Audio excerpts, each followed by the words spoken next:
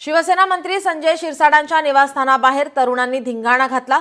दारू पिऊन तरुणांनी धिंगाणा घातल्याची माहिती सध्या समोर येते। दारू पिऊन पालकमंत्र्यांच्या गाड्यांच्या मागे धावत असल्याची माहिती, रात्रीच्या वेळी तरुणांनी निवासस्थानाबाहेर राडा केल्याची माहिती समोर येते।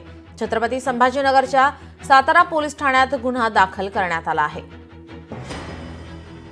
शिवसेना मंत्री संजय शिरसाटांच्या निवासस्थानाबाहेर तरुणांचा धिंगाणा। आपले प्रतिनिधी सचिन बडे आपल्यासोबत फोन लाईन वरून जोडलेत। सचिन, काय अधिकची माहिती?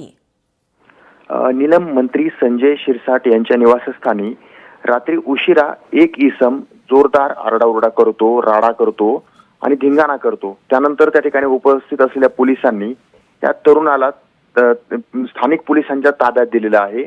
सातारा पोलीस ठाण्यामध्ये या तरुणाच्या विरोधामध्ये गुन्हा दाखल झालाय। संजय शिरसाट यांचं नवीन निवासस्थान आहे।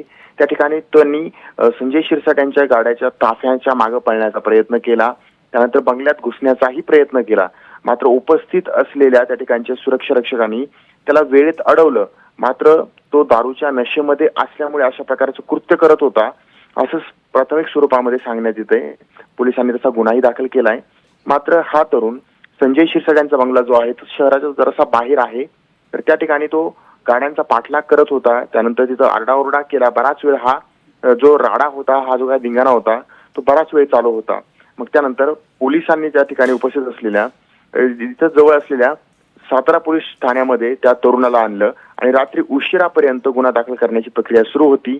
अखेर रात्री उशिरा 1:30 ते 2 वाजेच्या सुमारास गुन्हा दाखल झालेला आहे। जी, धन्यवाद आपण दिलेल्या या सविस्तर माहितीसाठी।